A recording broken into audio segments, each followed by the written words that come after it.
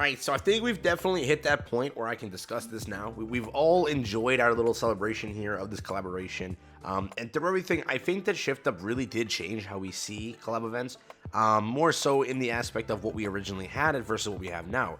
Obviously, it took them a little bit of time to get like the grasp of what the game kind of wants, or what the community wants the game to be, right? You clearly see that, yeah?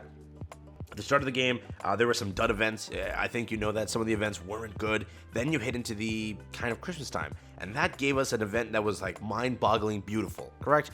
Beyond that point, they knew what people wanted. They knew what people wanted to see, and they made very well-written events. They had Overzone. They had whatever the April Fool's Day event was. It was a fun, really cool event.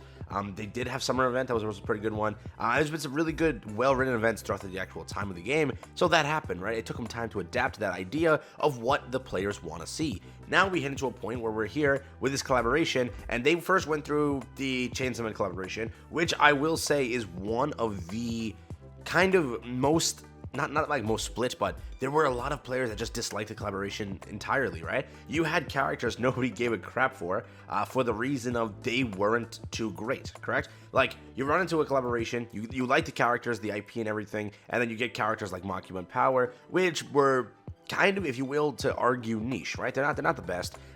Mainly, they get like placed at, still S tier, SS tier sometimes. They are decent units. She's like a PvP carry, so is Power. But for the most part, no one really regards this collaboration with any sort of esteem, right? We always say, remember that Chainsaw Man story, and everyone makes fun of it. So far, the story is very well done, by the way. I think that it is a really, really good story. Depressing as hell. I did not expect that. I'm not going to spoil it in case you haven't gotten to it. But, God, I don't even know what to say, man.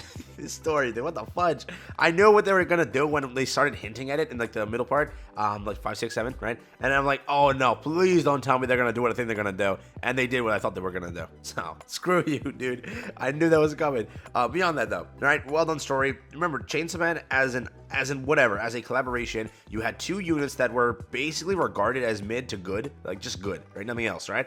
You also came to the part where the story was kind of balls, and the entire fact was it was kind of just like the Christmas update. And if anything, people like the Christmas update more. It was just a normal limited event. There was no sort of celebration kicking into a collaboration. With games that I play that kick into a collaboration, there's a lot of like cool things happening, a lot of like little specialties that are kind of making it different than what a regular celebration is, like a limited banner for summer, right?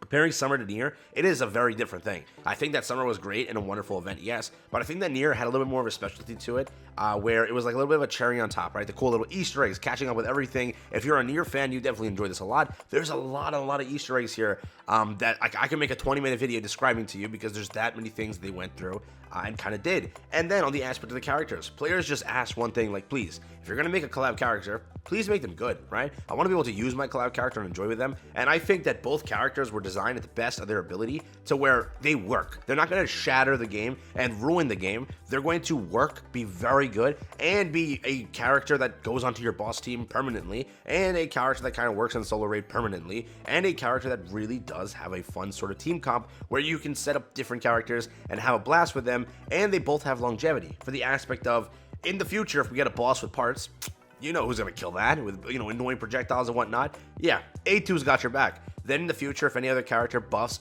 off of or buffs for the entire aspect of HP, 2B got your back. So at the end of the day, both characters were designed how players wanted the characters to be designed. We were looking forward to, please, do the collaboration justice, and it is sad when the players for the gacha game or whatever for the game, the community has to beg that they make good characters for a collab because they're scared they're gonna be mid and forced to skip, right?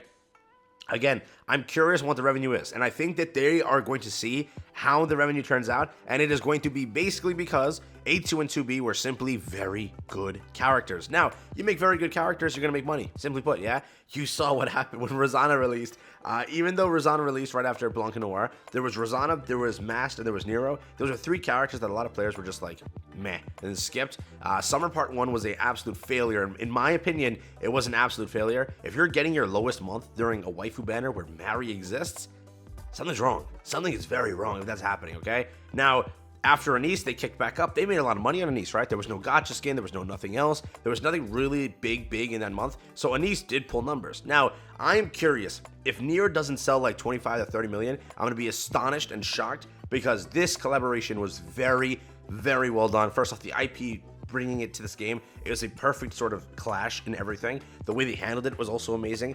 So I do think that this should show them that, yeah, maybe we should make some decent limited characters. And remember, the trend was kind of shattered. Yeah, Summer Mary was really good, just one part of her kit. The rest of her kit really is kind of, you know, relegated to a different content, but for the most part, her heals are really good. So we were like, okay, we had a pretty decent character and a terrible character being Neon. Then we went into the entire aspect of Summer Part 2. That gave you, you know, Anise, a broken character. That also gave you Helm, a very good character. So you got two where you're like, okay, do we break norm? And then you kick over here into this part where it's the collab, and you get two very good characters. They're not going to shatter the game, right? They're not going to make the game so broken like Blanc Noir or like Modernity or like whatever, but they're going to be very, very freaking good. Like, very good, right? So for that aspect of it, now players actually look forward to limited events, because now you at least show that, yes, we're not going to make terrible units. We'll make them pretty decent so you can enjoy with them. But later on, we can definitely, you know, take this passive, take this sort of style and implement it into a different character that we want to release as a regular Nikke character, right?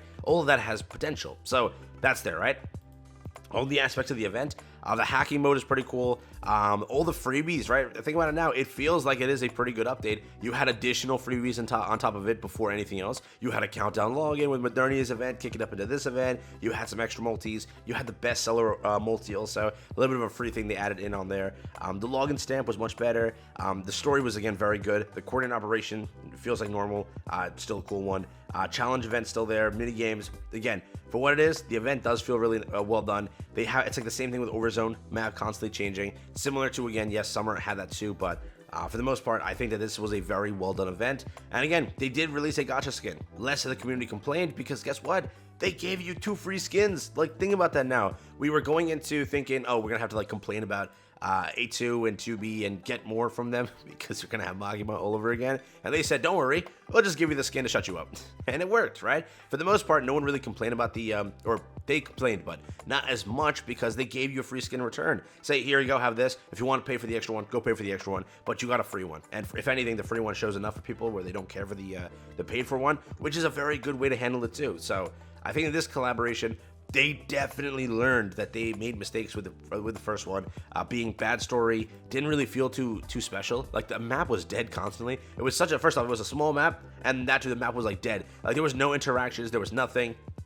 This time, they also got the dubbed voice actresses for this entire thing. They didn't voice act the event, which I'm shocked they didn't. I thought they would, but they didn't. They did improve a lot of the aspects of everything that we were looking for.